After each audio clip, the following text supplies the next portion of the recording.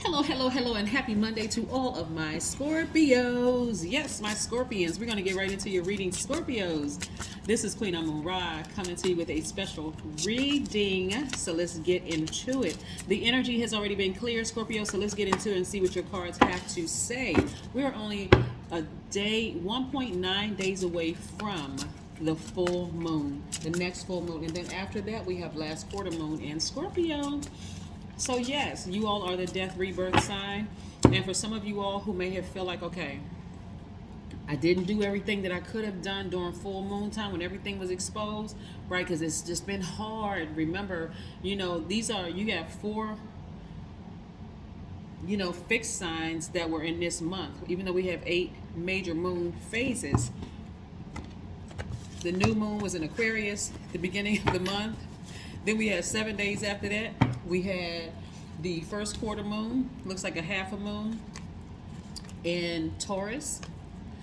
Another fixed sign like you, Aquarius, Taurus. And then now we're about to have the full moon in Leo. So this is encouraging a lot of people to sever ties. Woo! And then to close out the month is you all, Scorpio. Last quarter moon in Scorpio. Here we have the 9 of Swords. So somebody has really been going through it. I mean, really, really been crying just to get to, not that you can replace what you've been crying for with money, but somebody has asked for financial independence from something, right? And so somebody got to take this leap of faith. I mean, really, take the leap of faith and put those emotions to the side. That may be difficult to do. To see this right here, somebody has their emotions caged away. Somebody is really starting to listen to their ancestors, like really pay attention to see how strong the strength of the people they came from, right? And somebody is starting to vet all energies coming their way. Like, I'm not getting caught up and just allowing my emotions to take over, which may be real. This is going to be a conscious decision for somebody, like really, because you all are very magnetic, very receptive side. And so this is what I'm seeing now, somebody really tapping into that strength. Right? This card is Leo's card, right? Somebody is tapping into that strength, and just somebody may have come across your path. Now this is kind of crazy. Somebody may have come across your path and was like, it seemed like to you they were really good at just severing ties with something just like that. Like just almost like they didn't even have any emotions. Like one day they were this way, all lovey-dovey, then the next day, boom, they just turn those emotions off, right? Which may have hurt you, but you learned something from it. Like that person may not have always been acting emotional. They may have been hurt, but they didn't let you see it.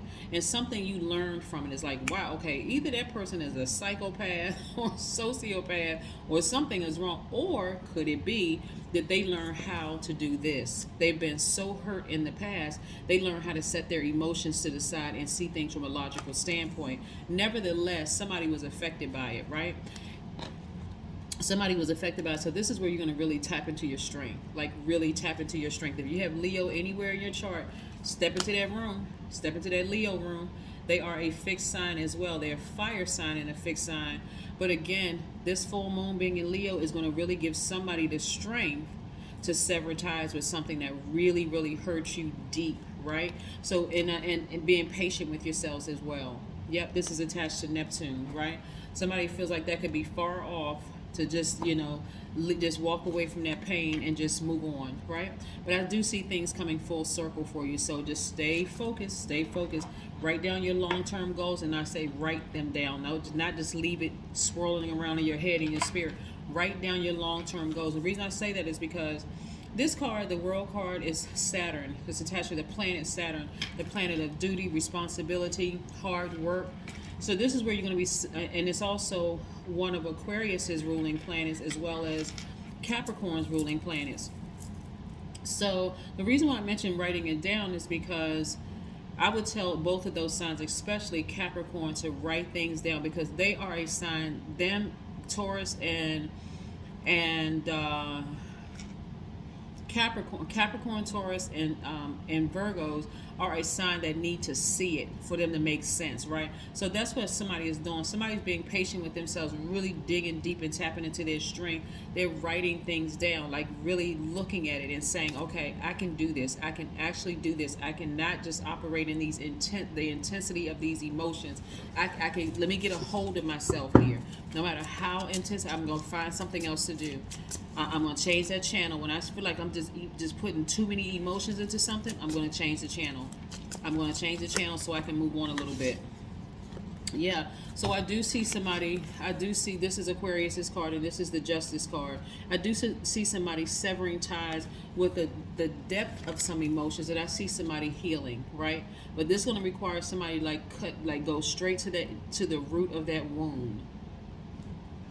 Yeah, go straight to the root of that wound in order to get some serious healing. I'm going to put these together because, again, this is attached to Aquarius. So somebody may have Aquarius in their chart, but again, you going straight into the root of whatever really hurt you to cause you to just be, you know, maybe overdoing something emotionally, just emotions just all into it.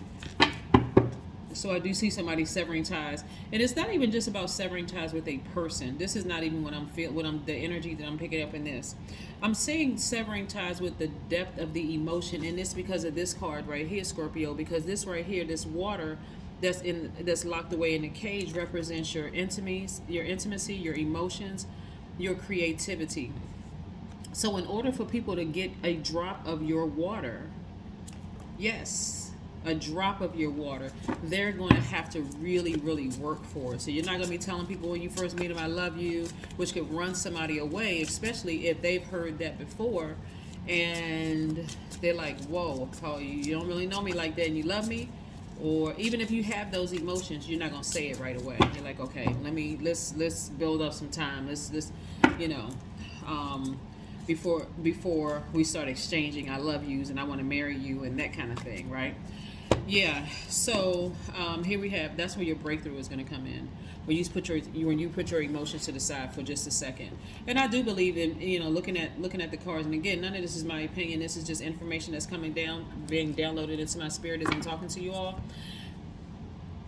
I do believe in love at first sight. I do feel, you know, see that, you know, that it could have been a situation where you met somebody and it really could have been like a serious, like,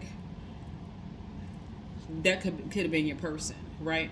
But you got to also recognize with some signs, pouring on emotion too soon or too heavy could literally run them away, because they may have allowed themselves in the past, they may have learned valuable lessons in the past, that when they allowed themselves to go emotionally too soon, you know, too deep too soon, that they may have been deeply, deeply hurt, which earned them this spot on this throne. When we talk about kings and queens sitting on the throne, nobody ever really talks about what they went through. People just assume people were born with silver spoons in their mouth. That's what it looks like. But imagine people trying to constantly dethrone a queen. And I'm only saying queen, not king this time, only because of this card right here.